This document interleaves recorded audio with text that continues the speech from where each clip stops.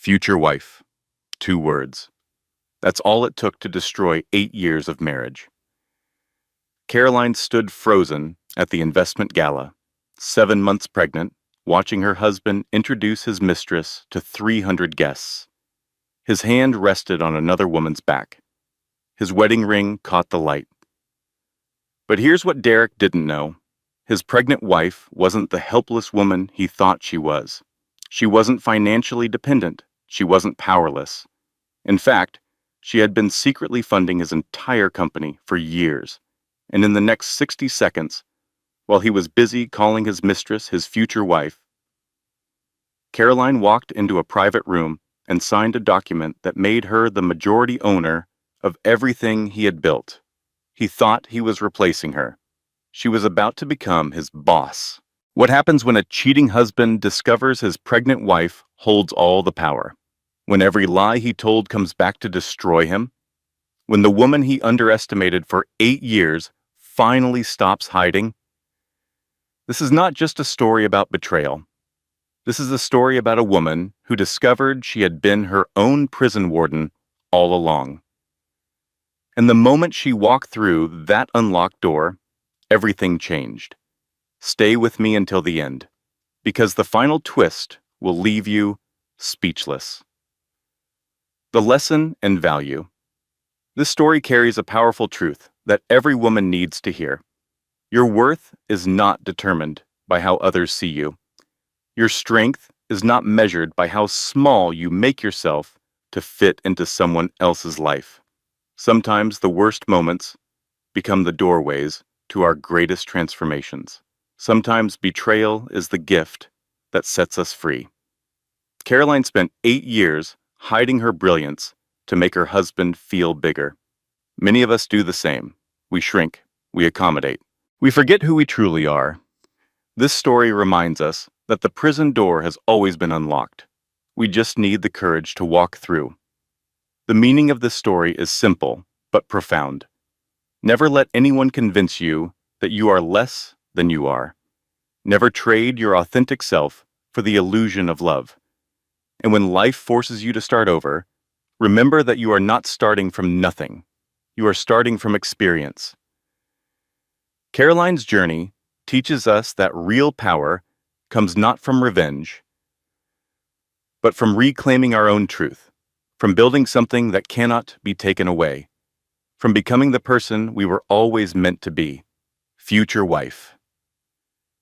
The words sliced through the champagne chatter like a blade through silk.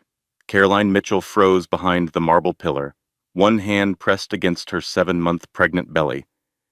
The other gripped a crystal glass of sparkling water so tightly, her knuckles went white. The autumn gala at Whitfield Capitol hummed with polished laughter and clinking glasses. Crystal chandeliers cast golden light across 300 of Boston's most influential investors. The scent of expensive perfume mingled with fresh flowers. Somewhere, a string quartet played Vivaldi. None of it registered. Caroline's ears rang with those 2 words, future wife, spoken in her husband's voice, that confident, charming voice she had loved for 8 years. Derek Mitchell stood 20 feet away.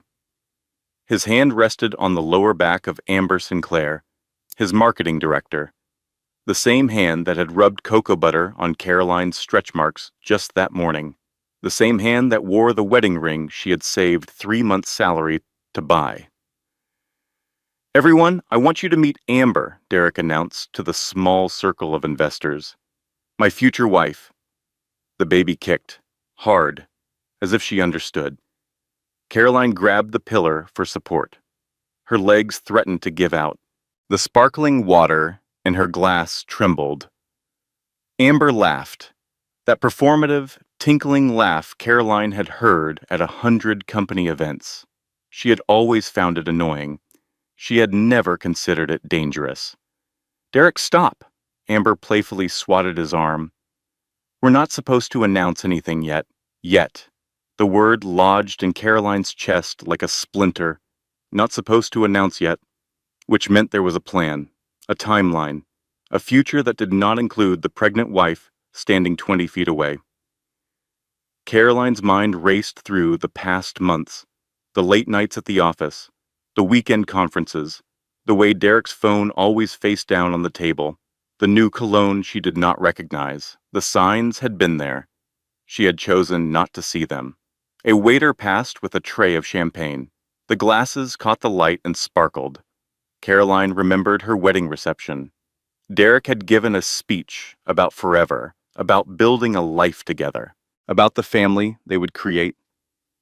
She was 7 months pregnant with that family, and he was calling another woman his future wife, Mrs. Mitchell. The voice came from her left, Thomas Whitfield, 62 years old, silver-haired, worth more than Derek's entire company would ever be. Caroline forced herself to breathe, straightened her spine, arranged her face into something resembling composure. "Thomas," she said. Her voice sounded distant, hollow. "I believe we have a meeting scheduled." His eyes were carefully neutral. The private dining room, the paperwork for the Series C investment. Caroline's hand moved to her belly. The baby shifted, settled. In another life, she would have fled, run to the bathroom, called her best friend sobbing, confronted Derek in a scene that would end her marriage and her dignity in one spectacular explosion. But this was not another life. This was the life she had built, carefully, quietly, for 8 years. The life Derek knew nothing about. "Of course, Thomas." Carolyn set down her water glass, smoothed her emerald maternity gown. "Let's not keep the partners waiting." She walked toward the private dining room without looking back at her husband, without giving him the satisfaction of seeing her shatter. Because Caroline Mitchell was not the woman Derek thought he had married. She had never been that woman. The private dining room smelled of leather and old money. Oil paintings lined the walls. A mahogany table stretched across the center, surrounded by 8 leather chairs. Margaret Holloway sat at the head of the table, 58 years old, silver reading glasses perched on her nose, a Mont Blanc pen ready in her hand. Maggie had been Caroline's mentor for 8 years, her secret business partner, the woman who had seen something special in a 24-year-old financial analyst from a working-class family, Carolyn. Maggie's voice softened as she took in Caroline's face. "You heard?" "I heard." "Are you certain you want to do this tonight, given what just happened out there?" Caroline lowered herself into the chair across from Maggie. Her back ached, her feet were swollen, her heart was breaking, but her mind was clear. Clearer than it had been in months. "I have never been more certain of anything." Maggie studied her for a long moment, then nodded, slid the documents across the table. The papers told a story Derek Mitchell had never bothered to learn. His wife's story. Caroline Mitchell, maiden name Caroline Ward, daughter of Patricia Ward, a cleaning woman who worked 3 jobs to keep food on the table. Granddaughter of Eleanor Ward, who had sewn dresses for wealthy women while dreaming of numbers and stock tickers. At 15, Caroline had won a national mathematics competition. At 18, she had earned a full scholarship to Wharton. At 22, she had caught the attention of Maggie Holloway, founder of Holloway Capital. At 24, she had met Derek Mitchell at a tech conference. He had assumed she was a secretary.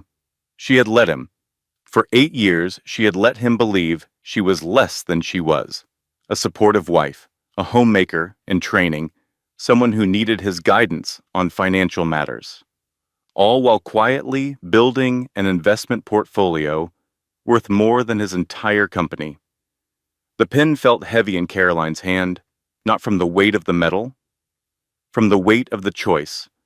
This signature would give her 51% controlling interest in Mitchell Technologies. Derek would keep 49%. He would still be CEO, still have his office and his title and his illusion of power. But every major decision would require her approval. Every single one. including the terms of any divorce settlement. Caroline signed her name. The ink gleamed wet against the paper. In the ballroom, she could hear Derek's voice booming about future plans, about the exciting direction of his company, about the woman he planned to spend his life with. He had no idea that his pregnant wife had just become his boss. Seconds. That was all it had taken. Seconds to hear his betrayal. Seconds to sign away his control. Maggie gathered the papers. Her expression was unreadable. "What happens now?" she asked. Caroline stood, placed both hands on her belly, felt her daughter move. "Now I go back to that party. I smile at my husband. I pretend I heard nothing. And tomorrow?" Caroline walked toward the door, paused with her hand on the handle. "Tomorrow, I decide what to do with the rest of my life." She stepped back into the golden light of the gala. The string quartet had switched to Bach. The champagne was still flowing. Derek was still laughing with his future wife. Caroline moved through the crowd like a ghost. She felt nothing, not anger, not sadness, just a strange, hollow calm. This must be what shock felt like, the moment before the pain arrived. Derek spotted her from across the room. For one flickering instant, something like fear crossed his face. Then he smiled, that easy, charming smile she had fallen in love with a decade ago. "Caroline," he crossed to her, kissed her cheek. "There you are. I was wondering where you disappeared to." His cologne washed over her, the new cologne, the one she did not recognize. "I had a meeting," she said. "A meeting? At a party?" "With Thomas Whitfield. Some paperwork for the investment." Derek's eyes lit up. The investment he had been chasing for 18 months. The money he thought would save his company.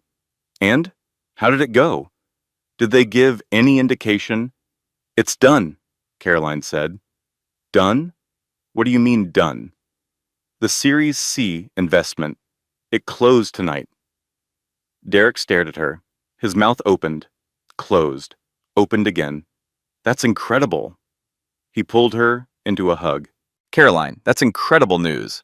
Why didn't you come find me immediately? We should celebrate." Over his shoulder, Caroline saw Amber watching from across the room. The woman he planned to marry. The woman who thought she would inherit everything Caroline had helped build. "I'm tired," Caroline said. "The baby's been active all night. I think I should go home." Of course, of course." Derek was already pulling out his phone. "Let me just say a few goodbyes. I'll meet you at the car." He kissed her cheek again, that casual, distracted kiss he had given her 1,000 times. Then he was gone, back to the crowd, back to the people who mattered. Caroline stood alone in the middle of the gala, surrounded by golden light and expensive perfume and 300 strangers. Her hand moved to her belly. "It's going to be okay," she whispered. "Mommy's going to make sure it's okay." The baby kicked once, softly, as if she believed her. The drive home took 43 minutes. Derek talked the entire time, about the investment, about what it meant for the company, about the expansion plans he had been working on for months, about the new office space, the additional hires, the product launches that would change everything. Caroline sat in the passenger seat and watched the city lights blur past. She made appropriate sounds at appropriate intervals, nodded when nodding seemed expected. She wondered when she had become so good at pretending. Their house sat at the end of a tree-lined street in Newton, a 4-bedroom colonial with a wraparound porch, the house where they were supposed to raise their daughter, the house Derek had promised would be filled with love and laughter and family dinners. Caroline climbed the stairs slowly. Her back ached. Her heart ached worse. "I'll be up in a few minutes," Derek called from downstairs. "Just need to send some emails about the investment." "Take your time." She heard his office door close. Heard the familiar sound of him settling into his chair, the click of his keyboard. Was he emailing investors? Or was he texting Amber? Caroline sat on the edge of their bed, the bed they had picked out together 3 years ago, the bed where her daughter had been conceived. She pulled out her phone, scrolled to her favorites, hit the number she knew by heart. Brooke answered on the second ring. Caroline? It's 11:30. Is everything okay? Brooke Callahan, best friend since college, maid of honor at her wedding, one of the best divorce attorneys in Massachusetts. No, Caroline said. Nothing is okay. She told Brooke everything. The gala, the words, the signature, the way Derek was downstairs right now, probably texting the woman he planned to replace her with. Brooke listened without interrupting. That was one of the things Caroline loved about her. She knew when to talk and when to listen.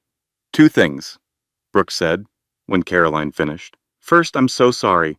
I know that doesn't help, but I'm so sorry. What's the second thing? I need to tell you something. Something I should have told you months ago. Caroline's stomach dropped. What? I've known about Amber. Not the affair, specifically, but the rumors. They've been circulating for over a year. I kept telling myself it was just gossip. That Derek wouldn't be stupid enough to cheat on you. How long, Brooke? How long have people been talking? Silence.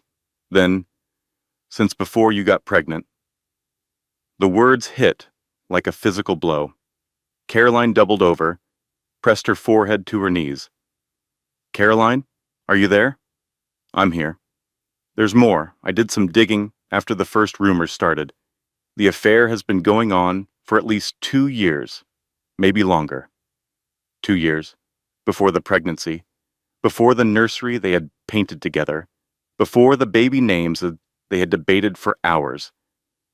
He planned this baby, Caroline whispered, to keep me compliant. We don't know that for certain, don't we? Brooke was quiet. The silence was answer enough. I'm filing for divorce, Caroline said, tomorrow. As your attorney, I need to advise you to take some time. Think this through. Make sure you're making decisions from a clear head, not from shock. And as my best friend? As your best friend, I'll have the papers ready by 9 a.m.? Caroline ended the call, set down her phone, stared at the wall. The nursery was next door, soft yellow walls, white furniture, the crib they had assembled together on a Sunday afternoon, laughing at the incomprehensible instructions. Derek had been so excited that day, or so she had thought. Had he been texting Amber between reading instruction panels? Had he been thinking about his future wife while building a crib for the daughter he would leave behind? Caroline walked to the nursery, stood in the doorway, breathed in the scent of fresh paint and new fabric. I let him underestimate me, she said to the empty room. For 8 years, I let him believe I was less than I am. The words felt true, painfully true. She had wanted so badly to be loved that she had hidden the best parts of herself. Her phone buzzed. A text from Maggie. Document is filed with the SEC. Official as of midnight. You now own 51% of Mitchell Technologies. Whatever you decide to do next, I support you. Caroline read the message twice and let it sink in. She was no longer just Derek's pregnant wife. She was his majority shareholder, his silent partner, the woman who held his future in her hands. The bedroom door opened. Derek appeared in the hallway. Coming to bed? Caroline looked at him, at the face she had loved for 8 years, at the man she had trusted with her future. In a minute. I'm just looking at the nursery. Everything okay? He crossed to her, wrapped his arms around her from behind, rested his hands on her belly. You seem distant tonight. Just tired. Big night. It was a great night. He kissed her hair. Everything is finally coming together. The investment, the baby, our life. Our life, as if they were a team, as if he was not planning to replace her with someone younger and thinner and not pregnant with his child. I'm going to run a bath. she said. "I'll be in soon." She locked the bathroom door, turned on the water, sat on the edge of the tub, fully clothed. The steam rose around her. Her reflection blurred in the mirror. For a long time, she just sat there, breathing, existing. Her daughter kicked. "I know," Caroline whispered. "I know, but I need a minute. Just 1 minute to fall apart before I put myself back together." She gave herself exactly 5 minutes. 5 minutes to cry. 5 minutes to grieve the life she thought she had. Then she wiped her eyes, straightened her dress, looked at herself in the foggy mirror. The woman looking back was not the same woman who had walked into that gala 4 hours ago. That woman had been naive, trusting, blind. This woman had her eyes wide open. "What happens now?" she asked her reflection. The reflection had no answer, but Caroline did. Now she fought. For her daughter, for her dignity, for the life she deserved, whatever that looked like. 3 days passed in a strange kind of limbo. Caroline went through the motions of normal life, made breakfast, attended her prenatal appointment, answered emails, pretended everything was fine. Derek noticed nothing. He was too busy celebrating the investment, too busy planning expansions and new hires and product launches, too busy texting on his phone at all hours. On the fourth morning, Caroline drove to her mother's house in Pennsylvania. She did not tell Derek she was leaving, just packed a bag and got in the car.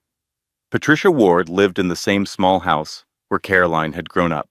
A 3-bedroom Cape Cod with a chain-link fence and a vegetable garden in the back. Nothing fancy, nothing impressive, but it was filled with love. Real love. The kind that did not come with conditions. Her mother was waiting on the porch, 61 years old, still working part-time as a bookkeeper, still beautiful in the way that women who have lived hard lives and kept their grace can be. "My girl," Patricia said. She opened her arms. Caroline collapsed into them. The tears she had been holding back for days finally broke free. They sat on the porch for an hour. Caroline talked. Patricia listened. The summer cicadas hummed in the trees. The smell of honeysuckle drifted from the neighbor's yard. "He called her his future wife," Caroline said, "in front of everyone, while I was standing 20 feet away, while I was carrying his child." Patricia's hands tightened on her daughter's. "What are you going to do?" "I don't know. Part of me wants to go back to that party and burn his entire life to the ground. Part of me wants to pretend I never heard anything. Just go back to the way things were. Is that what you want? The way things were?" Caroline thought about her marriage, the beautiful house, the successful husband, the life she had worked so hard to build, the loneliness, the small humiliations, the way Derek talked over her at dinner parties, the way he dismissed her opinions on anything except childcare and home decoration. "No," she admitted. "The way things were wasn't good enough. I just didn't let myself see it." Her phone buzzed again. It had been buzzing all morning. "Is that him?" Patricia asked. "He's called 47 times. 47. "What does he say?" "That I'm overreacting. That I misheard. That Amber is just a colleague and I'm being hormonal." Patricia's face hardened. She had never liked Derek, had never said so directly, but Caroline knew. Mothers always knew. "And what do you say?" "Nothing. I haven't answered a single call." Her phone buzzed again. Caroline silenced it, set it face down on the porch railing. "I need to tell you something," she said. "Something I've never told anyone except Maggie." Patricia waited. "I'm not the person Derek thinks I am. I'm not the person anyone thinks I am." Caroline took a deep breath. "I'm one of the largest individual investors in tech startups on the East Coast. I have a portfolio worth more money than Derek has made in his entire career. And as of 3 nights ago, I own the majority stake in his company." Patricia's eyes went wide. Then she laughed. A deep, surprised, delighted laugh. "My girl," she said. "My clever, clever girl. You're not angry that I kept secrets? Honey, every woman keeps secrets. The smart ones keep secrets that protect them." Patricia took her daughter's hands. "What are you going to do with all that power?" "I don't know yet, but I have options. For the first time in 8 years, I have options." That night, Caroline lay in her childhood bedroom, the same twin bed, the same ceiling she had stared at as a teenager, dreaming of a bigger life. She had built that bigger life, a life Derek did not even know existed. The baby kicked, restless, active. "Sorry, little one," Caroline whispered. "Mommy's having a hard time sleeping too." Her phone glowed with another text from Derek. "Caroline, this is getting ridiculous. You're 7 months pregnant. You shouldn't be traveling. Come home. We need to talk about this like adults." Like adults. As if she were the child throwing a tantrum. As if she were the one who had done something wrong. She typed a response, then deleted it. Typed another, deleted that too. Finally, she turned off her phone, rolled onto her side, pulled the familiar quilt up to her chin, the same quilt her grandmother had made. The grandmother who had dreamed of numbers and stock tickers while sewing dresses for rich women. "I made it, Grandma," Caroline whispered into the darkness. "I made it out. I just didn't realize I brought the wrong person with me." The house settled around her. Her mother's footsteps creaked down the hall. Outside, a car passed on the quiet street. Caroline closed her eyes. For the first time in 3 days, she slept. The memories came flooding in. The pregnancy announcement dinner. They had invited both families. Her mother, Derek's parents, a few close friends. Derek had stood up and tapped his glass with a spoon. "We have news," he had said. His smile had been radiant. "We're going to be parents." The room had erupted in cheers. Champagne corks had popped. Caroline had cried happy tears. Amber had been there, at the other end of the table, watching, knowing. Had she texted Derek congratulations? Had they laughed together about the pregnant wife who had no idea? The gender reveal party. Pink balloons, pink confetti, pink everything. Derek had lifted Caroline off her feet and spun her around. "A daughter!" he had shouted. "We're having a daughter!" He had stepped away after that to take a work call. He had been gone for 20 minutes. Had he been calling Amber, telling her about the daughter he was planning to leave behind? Every late night at the office, every weekend conference, every time he had said he was too tired for intimacy but spent hours on his phone in the bathroom, the signs had been there, written in neon, screaming for attention. And Caroline had chosen not to see them, because seeing them would have meant admitting she had made a mistake, that the life she had built was a lie, that the man she had trusted was not worthy of that trust. She had ignored the truth to protect the fantasy, and now the fantasy was burning down around her. The baby kicked, hard. "I know," Caroline said. "I know. We're going to figure this out. I promise." She lay awake until dawn, watching the light change on the ceiling, remembering everything she had tried so hard to forget. Ruth Mitchell arrived at Patricia's house on the 6th day. Caroline was in the garden, helping her mother weed the tomatoes. The July sun beat down on her back. Dirt caked her fingernails. For the first time in days, she felt almost normal. Then she heard the car door slam. Ruth Mitchell. 64 years old, old money Boston. The kind of woman who wore pearls to the grocery store and had opinions about everything. She had never approved of her son marrying the cleaning woman's daughter, had made that clear in 1,000 small ways over the years. The backhanded compliments, the pointed comments about proper etiquette, the way she always seemed surprised when Caroline used the right fork. "Caroline." Ruth's voice dripped with false concern as she crossed the lawn. "This little tantrum has gone on long enough. Derek needs you at home. The investors are getting nervous. Caroline stood slowly. Her back ached from bending. Her hands were covered in dirt. She did not apologize for either. The investors are fine, Ruth. You don't know anything about investors. Caroline almost laughed. Almost. She had made more money on a single investment than Ruth had inherited in her entire life. Actually, I know quite a lot. Ruth's carefully maintained composure flickered. Derek told me everything.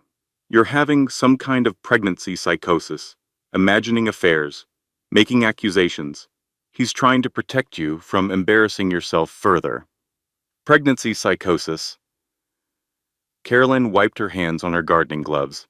That's what he's calling it. He's being very understanding about the whole thing. Most husbands would not be so patient with this kind of behavior. Patricia appeared at Caroline's side. Her mother's face was calm, but her eyes were dangerous. Mrs. Mitchell, Patricia said, I think you should leave. Ruth ignored her, kept her eyes fixed on Caroline. Derek loves you. Whatever you think you heard at that party was clearly a misunderstanding. Come home, get some rest, let this whole unpleasantness blow over. Did he tell you everything, Ruth? Caroline's voice was steady. Did he tell you that 2 years ago, while you were helping plan our wedding, he was sleeping with his marketing director? That's a lie. Did he tell you that the baby I'm carrying was conceived specifically to trap me in a marriage he was already planning to leave? How dare you? Did he tell you, Caroline's voice dropped to something cold and hard, that as of 6 nights ago, I own the majority stake in his company? Silence. The kind that precedes an earthquake. Ruth's face cycled through emotions. Disbelief, calculation, fear. That's impossible, she said. Derek didn't let me do anything. I did it myself, with my own money, my own investments, my own work. Caroline stepped closer, close enough to see the sweat beading on Ruth's upper lip. Your son underestimated me, just like you've underestimated me for 8 years. And now I own his future. Ruth took a step back. Her heel caught in the grass. She stumbled, caught herself on the garden fence wall. This isn't over, she said. Derek will fight this. Our lawyers? Your lawyers can try. Caroline smiled. It was not a kind smile. I have very good lawyers too, and unlike Derek, I actually know how to read a contract. Ruth turned and walked back to her car. Her steps were unsteady. Her back was rigid with humiliation. The car peeled out of the driveway. Gravel sprayed against the fence. Patricia watched until it disappeared around the corner. Then she turned to her daughter. That felt good, she said. It did. Caroline nodded slowly. It really did. She had spent 8 years biting her tongue, 8 years being the perfect daughter-in-law. 8 years pretending Ruth's comments didn't hurt. No more pretending. That night, the phone calls stopped coming from Derek's number. They started coming from his lawyer's office instead. Brooke intercepted them all. They're claiming the investment signature was obtained under duress, she reported. That you are having a mental breakdown, that you manipulated your way into the deal. That's ridiculous. Of course it is, but they're going to try. They're going to paint you as an unstable pregnant woman who can't be trusted with business decisions. Caroline's hand found her belly. The baby kicked, strong, insistent. Let them try. The battle lines were drawn. The war was just beginning. But for the first time since that gala, Caroline felt ready to fight. The news broke on the 7th day. Caroline was eating breakfast at her mother's kitchen table when Brooke called. Her voice was tight, controlled. Someone leaked to the press. Check TechCrunch. Now. Caroline opened her laptop. The headline screamed at her. Mitchell Tech CEO's wife claims majority stake. A mid-affair scandal. The article was brutal. Quotes from anonymous sources, speculation about mental instability, a photo of Caroline from the gala, looking tired and pregnant and overwhelmed. They had framed her as the crazy wife, the hormonal woman who couldn't accept that her husband had moved on. Within hours, the story was everywhere. Tech blogs, gossip sites, local news, national news. The comment sections filled with opinions. She's obviously faking for money. Another gold digger destroying a successful man. Who gets their husband's company in a divorce? Sketchy as hell. Pregnancy makes women crazy. Everyone knows that. Caroline read every comment, cataloged every insult. Let the hatred wash over Sapo. Then she closed the laptop, set it aside, walked into the backyard. The tomato plants were heavy with fruit, red and ripe and ready. Her mother had tended this garden for 30 years. Through drought and storm and heartbreak, plants did not care about public opinion. They just grew. They just survived. Caroline picked a tomato, bit into it, let the juice run down her chin. The baby kicked, as if in approval. We're going to survive this too, Caroline whispered. I promise. Derek released a statement that afternoon. My wife is experiencing pregnancy-related mental health challenges. Our family asks for privacy during this difficult time. Pregnancy-related mental health challenges. 5 words that erased everything she had accomplished. Everything she had built. He was framing her as insane before she could speak a single word in her own defense. Brooke called again. We need to respond, publicly. Get ahead of this narrative. No, Caroline, he's destroying your reputation. You have to fight back. Not yet. Caroline watched a cardinal land on the tomato cage, red against green. Beautiful.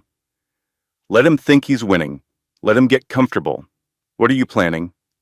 I'm planning to give him enough rope to hang himself.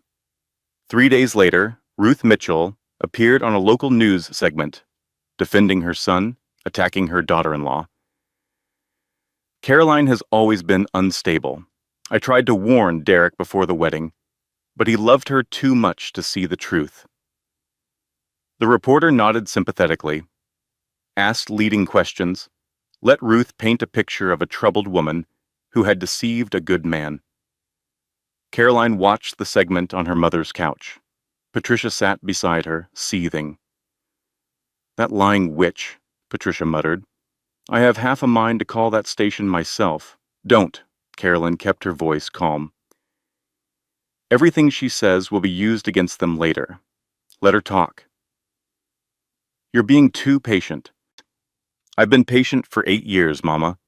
A few more days won't hurt. Her phone buzzed. A text from an unknown number. I need to talk to you, alone. It's Kevin Marsh. I have information you need. Kevin Marsh, Derek's business partner, the nervous man who always seemed afraid of his own shadow. Caroline stared at the message, considered the possibilities. She typed back, Tomorrow, 9 a.m., my mother's house. Come alone. Kevin arrived at 8:50. His car was dusty from the drive. His eyes were red from lack of sleep. He held a flash drive in his shaking hand. I can't do this anymore, Caroline. His voice cracked. I've watched Derek lie and manipulate for years. I told myself it was just business, that everyone does it. But what he's doing to you... He swallowed hard. My mother went through something similar. My father had a whole other family across town. She never recovered. What's on the drive, Kevin? Emails, texts, financial records. 2 years of documented deception. Caroline took the drive. It was warm from his grip. Why now? Why come to me? Because I looked at myself in the mirror this morning and didn't recognize the man looking back. Kevin's eyes filled with tears. Derek was my best friend. I thought I knew him, but the things he's done to you, the way he talks about you when you're not around. He shook his head. That's not friendship. That's not anything worth protecting. Carolyn Nunn turned the drive over in her hand. Such a small thing, such enormous power. What do you want in return? Nothing. I just want to be able to sleep at night again. He left. 20 minutes later, Carolyn sat alone at her mother's kitchen table, staring at the drive. The sun moved across the floor. The refrigerator hummed. Somewhere, a dog barked. Everything was about to change. And she was ready. The flash drive contained 247 files. Caroline spent 3 days reviewing every one. Emails between Derek and Amber going back 2.5 years. Text messages, planning secret meetings. Financial records showing money siphoned from company accounts to purchase a condo in Amber's name. And the worst part, the part that made her physically sick, emails between Derek and his lawyer, discussing California community property laws, planning how to hide assets before the inevitable divorce. He had been planning to leave her for at least 18 months, before the pregnancy, before the nursery, before the promises he had whispered against her hair in the dark. The baby had been a delay tactic, a way to keep Caroline compliant while he moved chess pieces into position. She had been played, completely and utterly played. Caroline called Brooke. I have everything we need, financial documents, communication records, proof of the affair, and the embezzlement. How did you get this? Someone with a conscience finally woke up. Can you trust the source? Caroline thought about Kevin's face, the tears in his eyes, the shame in his voice. Yes, I can trust him.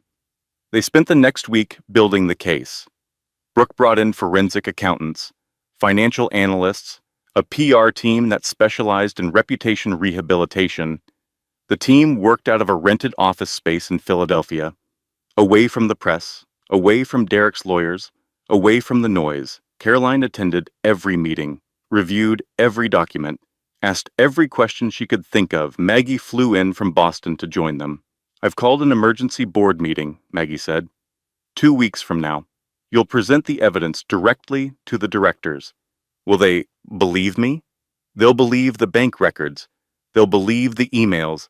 They'll believe the paper trail Derek was too arrogant to hide. Caroline nodded, set her hand on her belly. The baby kicked. I'm scared, she admitted. Not of losing, of winning, of what comes after. Maggie took her hand, squeezed tight. What comes after is up to you, but whatever you decide, you won't be alone. The public disaster intensified while they prepared. Derek gave interviews to anyone who would listen. He told the same story every time. His wife was mentally unstable. The pregnancy had triggered a breakdown. He was doing everything he could to protect his family. The comments kept coming. That poor man, stuck with a crazy wife. Typical gold digger behavior, using pregnancy to manipulate. I feel bad for the kid, growing up with a mother like that. Caroline stopped reading. There was no point. The people writing those comments did not know her, did not know the truth, did not care about the truth. They just wanted someone to hate. The night before the board meeting, Caroline drove back to Newton, not to the house, to a park 2 blocks away, a playground where she had imagined pushing her daughter on swings. Catching her at the bottom of slides, she sat on a bench in the darkness. The equipment stood empty. The chains creaked in the breeze. This isn't how I wanted things to go, she said to no one, to everyone. I wanted a family, a real family, a partner who loved me. The baby kicked. I know, that's not what I got, but maybe. She pressed both hands to her belly. Maybe what I build from here will be better. Maybe we'll be okay. The chains creaked. A car passed on the street. Somewhere, an owl called. Caroline sat in the dark for a long time, saying goodbye to the future she had imagined, making room for the future she would create. The board meeting was scheduled for a Tuesday. The Monday before, Caroline had a prenatal checkup. Dr. Vance's office was in a medical building near the hospital. Caroline had been coming here for 7 months. The receptionist knew her by name. The nurses knew her favorite water temperature. She pulled into the parking lot at 9:30. Her appointment was at 10. Derek was waiting by her car. Caroline's heart slammed against her ribs. She had not seen him in almost 3 weeks. He looked thinner, darker circles under his eyes. His usual polished appearance had slipped. Caroline. His voice was careful, controlled. Please, can we just talk? She gathered her purse, her phone, her keys. We have nothing to talk about. The board meeting. I know what you're planning. I know what Kevin gave you. Of course he knew. He had probably been monitoring Kevin for weeks. Then you know what's coming. It doesn't have to be this way. Derek stepped closer, blocked her path to the door. We can work this out, privately, without destroying everything I've built. Everything you've built? Caroline's voice cracked with bitter laughter. I helped build that company, Derek. My investments kept it alive through 2 near bankruptcies. My connections opened doors you couldn't open yourself. I know you did. His face softened. That charming, earnest face she had loved for 8 years. I've made mistakes. I admit that. But I love you, Caroline. I love our daughter. We can start over. Counseling, therapy, whatever it takes. For one terrible moment, she wanted to believe him. Wanted to step back into the comfortable lie. Wanted to wake up from this nightmare and find her old life waiting. The baby kicked. Hard. The affair has been going on for 2 years, Derek. You planned this pregnancy to trap me. You were going to hide assets and leave me with nothing. That's not... I've read the emails. I've seen the financial records. I know exactly what you planned to do. His face changed. The mask slipped. Underneath was something cold, calculating. A man she had never seen before. You've changed. His voice hardened. The woman I married would never act like this. The woman you married didn't know she was living a lie. She pushed past him, walked into Dr. Vance's office, did not look back. The nurse took her blood pressure. 142/92. Too high. Stress? The nurse asked gently. You could say that. Dr. Vance came in 10 minutes later, reviewed the numbers, studied Caroline's face. I'm putting you on modified bed rest for the next 2 weeks. The blood pressure is concerning, and the baby's position suggests she might come early. I have a board meeting tomorrow. The board meeting can wait. Your health cannot. Caroline opened her mouth to argue, then closed it.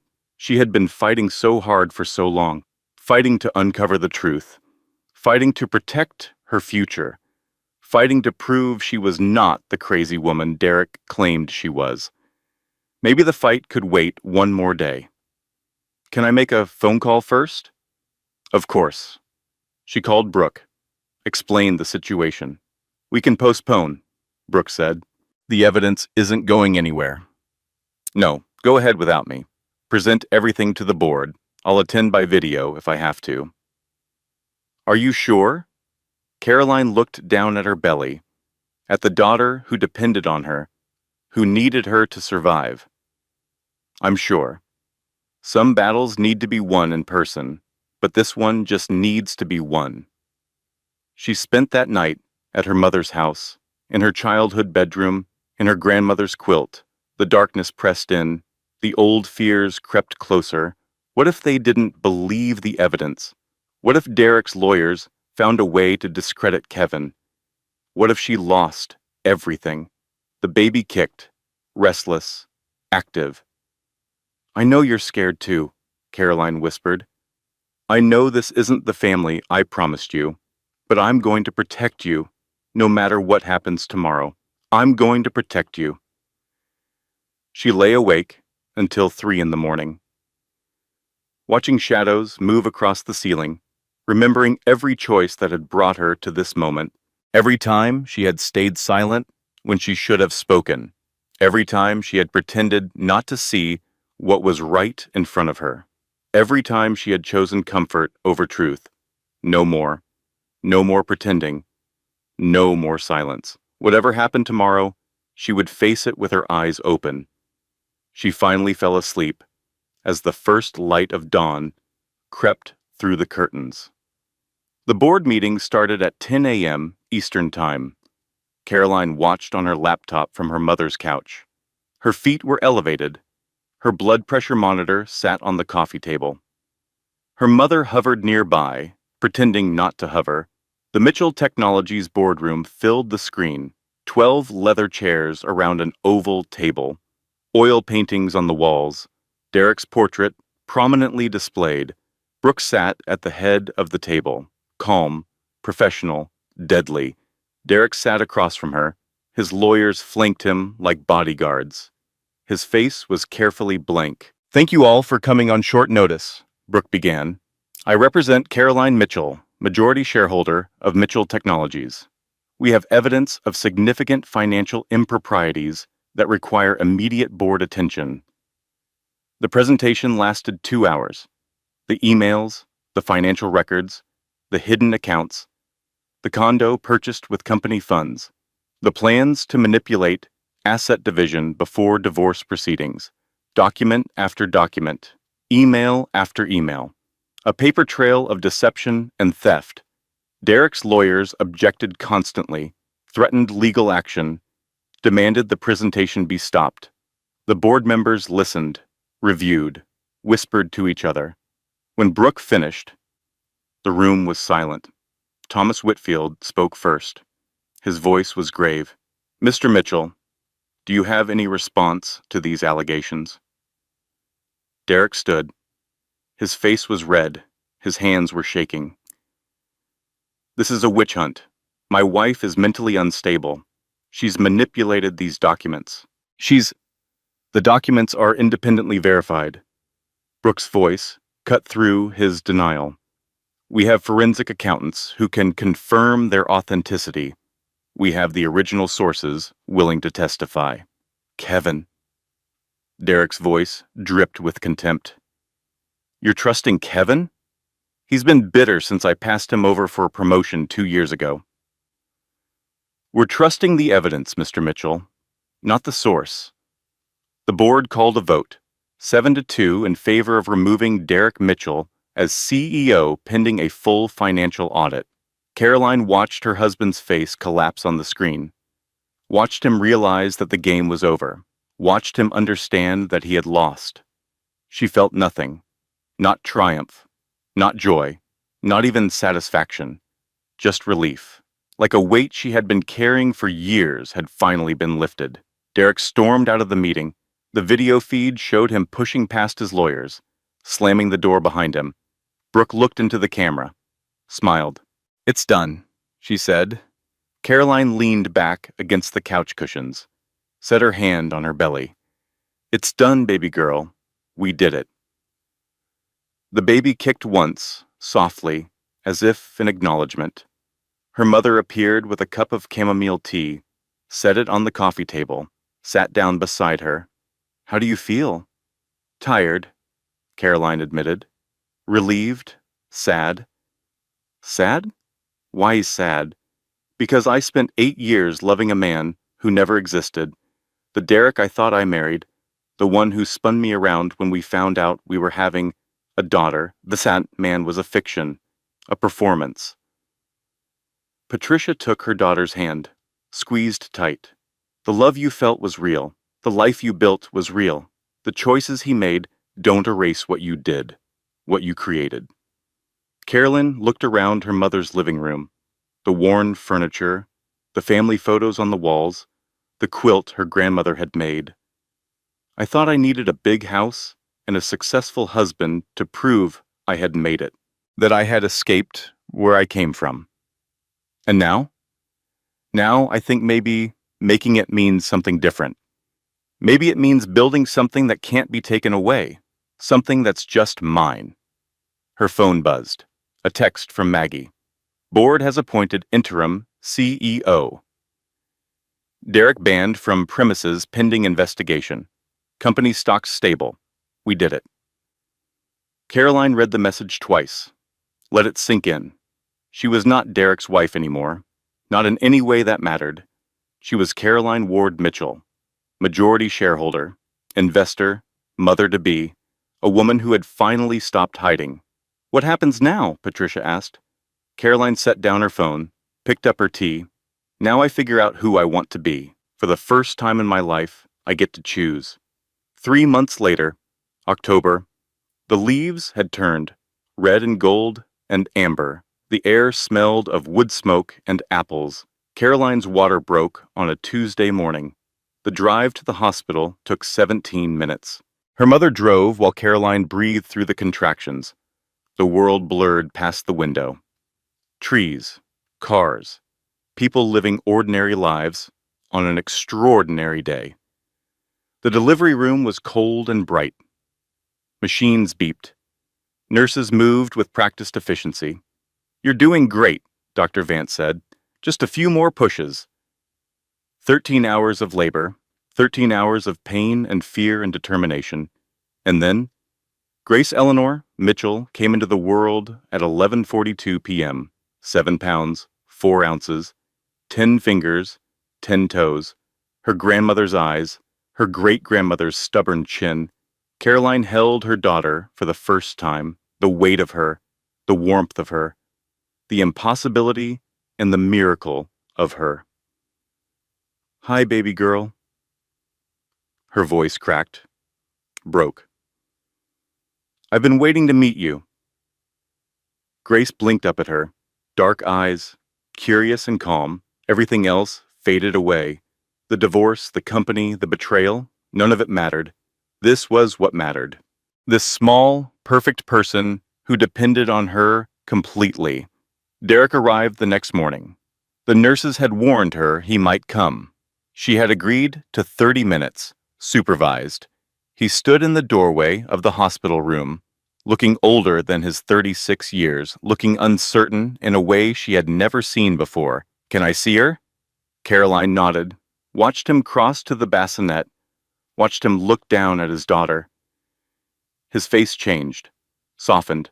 For a moment, she saw the man she had fallen in love with, the man who had promised forever. He reached out, touched Grace's tiny hand. She's beautiful, he whispered. She looks like you. She has your nose. God help her. They both laughed, a strange, sad, unexpected laugh. Derek pulled up a chair, sat beside the bassinet, did not look away from his daughter. I know I don't deserve to ask for anything, he said. I know I've destroyed every reason you had to trust me, but I want to be part of her life. I want to be her father. Caroline studied him, searching for the lie, the manipulation. Fatherhood isn't about wanting, Derek. It's about showing up, every day, even when it's hard, even when it's inconvenient, even when there's someone more exciting waiting somewhere else. He flinched. Deserved it.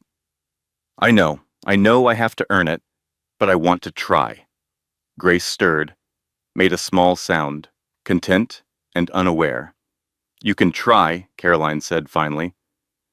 But I'm not holding my breath. Actions matter. Words don't. He nodded, stayed for the rest of his 30 minutes, held Grace for the first time. Caroline watched him cry, genuine tears. For the first time, she saw something human in him. It did not change anything, but it meant something. The divorce finalized 6 months after Grace's birth. The settlement was substantial. Caroline retained controlling interest in Mitchell Technologies. Derek kept his 49%, but was barred from executive positions pending ongoing investigations. The forensic accountants found more than Kevin's files had revealed. Patterns of embezzlement going back years. Hidden accounts in 3 countries. Enough evidence to potentially bring criminal charges. Derek's lawyers negotiated a deal. Restitution to the company, community service. No jail time, but permanent damage to his reputation. Amber Sinclair left Boston 2 weeks after the board meeting. Last anyone heard, she was working for a startup in Austin, no longer anyone's future wife. Ruth Mitchell sent a letter in December. Caroline found it in her mailbox on a cold gray afternoon. Handwritten on expensive stationery, the Mitchell family crest embossed on the envelope. Caroline, I will never forgive myself for not seeing who my son had become. I was so proud of his success that I ignored how he achieved it. I defended him against you. I called you names. I believed his lies over your truth. You deserved better. From Derek, from me, from everyone. If you allow it, I would like to know my granddaughter. Not as Derek's mother, just as a woman trying to do better than she has. Whatever you decide, I understand. Ruth. Caroline read the letter twice, folded it carefully, set it aside. She did not know if she would respond. Did not know if forgiveness was something she could offer. But she knew the door was not permanently closed. That felt like growth. Spring came slowly to Pennsylvania. The snow melted. The crocuses pushed through the frozen ground. The world began to breathe again. Caroline's farmhouse sat at the end of a long gravel drive. White clapboard, green shutters, a wraparound porch where she could watch the sunset every evening. She had bought it 3 months after Grace was born, close enough to Philadelphia for business, close enough to her mother for Sunday dinners, far enough from Boston to feel like a fresh start. Grace was 9 months old now, crawling everywhere, getting into everything, filling every room with noise and chaos and joy. Caroline sat on the porch swing, watching the sun sink below the hills. Grace played on a blanket at her feet, attacking a stuffed elephant with passionate concentration. The baby monitor sat on the railing, turned off. No more sleepless nights. No more walking the floor at 3 a.m. Grace had finally learned to sleep through the night. Miracles existed. Caroline was certain of it now. Her phone buzzed. A text from Maggie. Q, 2 numbers look strong. Board meeting next week to discuss expansion. You should come. They miss you. Caroline smiled. Typed back, maybe. I'll let you know. She had stepped back from day-to-day involvement in Mitchell Technologies, still owned her majority stake, still attended the important meetings. But she had learned something in the past year. Power was not about control. It was about choice. She could choose to run the company if she wanted, could choose to sell her stake and walk away, could choose anything in between. The freedom was intoxicating. Grace made a triumphant sound. She had conquered the elephant. It lay vanquished beneath her tiny hands. Good job, baby girl. Caroline leaned down, kissed her daughter's head. You showed that elephant who's boss. Grace looked up at her, those dark eyes, curious and bright. Ma, she said, her first word, 2 weeks ago. Caroline had cried for an hour. Ma's here. Ma's always going to be here. The sunset painted the sky in shades of pink and gold. The air smelled of new grass and coming rain. Somewhere, a bird sang. Caroline thought about the woman who had stood behind that marble pillar 14 months ago. Frozen with shock, certain her life was over. That woman had been wrong. Her life had not ended. It had finally, fully begun.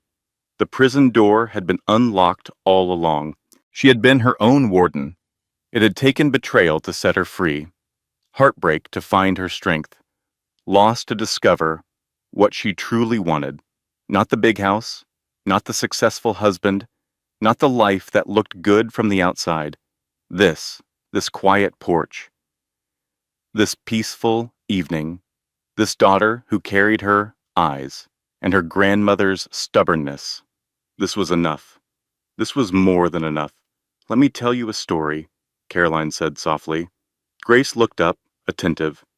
Once upon a time, there was a woman, who thought she needed someone else to feel complete. She spent years pretending to be smaller than she was, years hiding her light so someone else could feel like the sun. Grace reached up, touched her mother's face. And then one day, she heard something terrible, something that broke her heart into a million pieces. She thought it was the worst moment of her life. The wind stirred the trees. The swing creaked gently. But it wasn't the worst moment. It was the beginning of everything real, everything true, everything that mattered. Grace yawned. Her eyes started to droop. She learned that the prison door had been unlocked all along, that she had been her own warden, and when she finally walked through that door, Caroline's voice caught. When she finally walked through, she found something she never expected. What? A voice from behind her. Patricia, emerging onto the porch with 2 glasses of lemonade. Caroline smiled, took the offered glass. She found herself, the real her, the one she had been hiding for so long. Patricia sat down beside her, watched her granddaughter fight sleep. That's a good ending. It's not an ending. Carolyn leaned her head against her mother's shoulder. It's just the beginning. The sun disappeared below the horizon. The first stars emerged. Grace fell asleep on her blanket, one hand still clutching the defeated elephant. Everything was quiet. Everything was peaceful. Everything was finally, beautifully beginning. Derek came for his monthly visit the following weekend. He arrived on time, brought appropriate gifts, said appropriate things. He had been attending therapy, working on what his counselor called his issues with vulnerability and intimacy, trying to become the father he had never been the husband. Caroline let him hold Grace while she made coffee, watched them together through the kitchen window. He was trying, she could see that. Whether trying would be enough remained to be seen. She's getting so big, Derek said when she returned. I feel like I miss everything. You're welcome more often. The custody agreement is flexible. I know, He looked down at his daughter, at the person he had almost lost entirely. I'm afraid of messing up again, of being the father my father was. Then don't be. It's not that simple. It's exactly that simple. Caroline sat across from him, held her coffee with both hands. You make a choice every single day, to show up or not, to be present or not, to put her first or not. Derek nodded, studied Grace's face. I don't deserve your patience after everything I did. No, you don't. Carolyn's voice was matter-of-fact. But this isn't about you. It's about her. She deserves a father who tries. Even if that father failed her mother completely. I'm sorry. For all of it. I know sorry doesn't fix anything, but I'm sorry. Caroline looked at him for a long moment, at the face she had loved, the face that had lied to her for years. I believe you're sorry. I believe you wish things had been different. She paused. But I don't need your apology anymore. I've moved past the point where your words affect me. Is that healing? I think so. It feels like freedom. Grace started to fuss. Derek handed her over. Their hands touched briefly during the transfer. Nothing, no spark, no pain. Just 2 people connected by a child, nothing more. Derek left an hour later. Promised to come back in 2 weeks. Got in his car and drove away. Caroline stood on the porch, watching until his taillights disappeared around the curve. What do you think, baby girl? She asked Grace. Is your daddy going to figure it out? Grace blew a raspberry. Her opinion on the matter was unclear. Yeah, I guess we'll see. The months passed. Seasons changed. Grace learned to walk, then run, then climb everything in sight. Caroline attended board meetings, made investment decisions, built something lasting from the ruins of her marriage. The money grew. The company thrived. The name Mitchell Technologies became synonymous with innovation and integrity. Ironic, really. Derek's greatest legacy would be the company his ex-wife transformed after he was gone. On Grace's first birthday, they threw a party at the farmhouse. Patricia made a cake from scratch. Brooke brought champagne. Maggie flew in from Boston. Kevin came too. He had testified in the financial investigation, lost friends, gained something harder to define. I never thanked you properly, Caroline told him. What you did took courage. It took too long, Kevin said. I should have come to you years ago. You came when it mattered. That's what counts. Grace sat in her high chair, covered in frosting, utterly delighted with life. This was Caroline's family now, not the one she had imagined, not the one she had planned. Something better, something real. Ruth Mitchell sent a gift, a silver rattle that had belonged to Derek's grandmother, a note that said simply, "For Grace, with hope." Caroline put the rattle in Grace's room, put the note in a box with the other letters Ruth had sent. Maybe someday, maybe forgiveness would come. For now, it was enough to leave the door open. The birthday party lasted until dark. Lanterns lit the porch. Laughter filled the air. Caroline stood at the edge of the celebration, watching her daughter be loved by people who mattered. "Penny for your thoughts," Maggie said, appearing at her elbow. "I was thinking about how different everything is. A year ago, I was terrified, alone, certain I had ruined everything. And now? Now I'm grateful for the pain, for the betrayal, for all of it." Maggie raised an eyebrow. Grateful? If Derek hadn't shown me who he really was, I might have spent the rest of my life pretending, hiding, being smaller than I am. You would have figured it out eventually. Maybe, maybe not. Dit. Carolyn watched Grace grab a fistful of cake. Sometimes the worst things that happen to us are really the best things. We just can't see it at the time. Grace looked up, caught her mother's eye, smiled a frosting-covered smile. "Ma," she shouted, her favorite word. "I'm here, baby." Carolyn crossed to her daughter, wiped frosting from her cheeks. "I'm always going to be here." Later that night, after the guests had gone and Grace was asleep, Caroline sat on the porch swing, alone. The stars were bright. The crickets sang. The world was quiet and peaceful and full of possibility. She thought about everything she had lost. The marriage, the fantasy, the life she thought she wanted. She thought about everything she had gained. The company, the freedom, the daughter who was the center of her universe. The trade was uneven, in her favor, not despite the pain, because of it.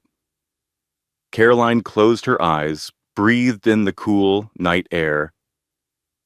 "I'm going to be okay," she whispered, to herself, to the darkness. To whoever might be listening, the words felt true. Finally, completely true. Everything was not just beginning anymore. Everything was exactly right. The end. 5 years later. Grace Mitchell started kindergarten on a sunny September morning. She wore a pink backpack and light-up sneakers. Her dark hair was pulled into 2 lopsided ponytails. Caroline walked her to the classroom door, knelt down to straighten her collar. "You're going to have the best day," she said. "You're going to learn so much and make so many friends. Will you be here when I get out?" "I will be right here, waiting."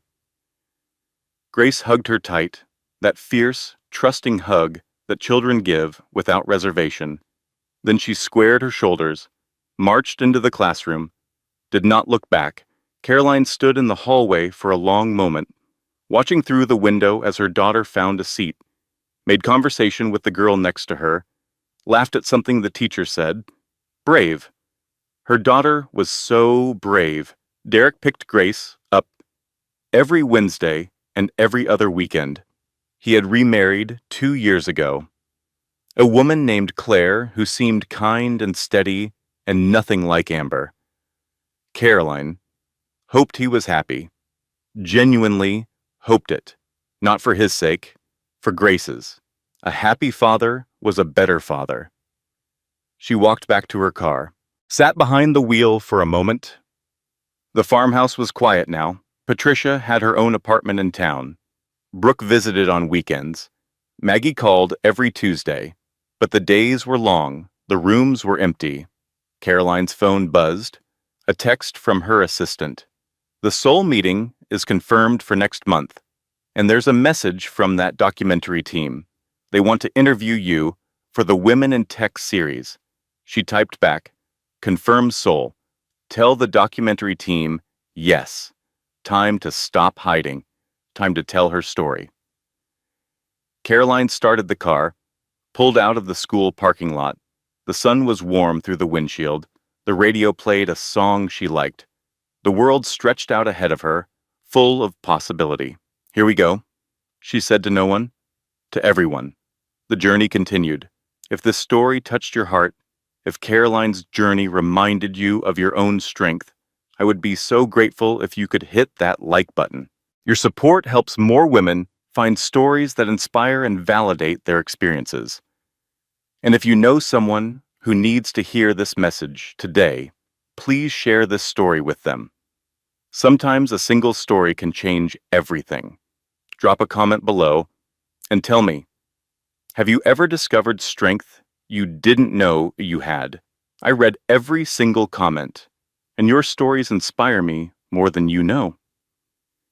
If you're new here, welcome to our family. Hit subscribe and the notification bell so you never miss another story.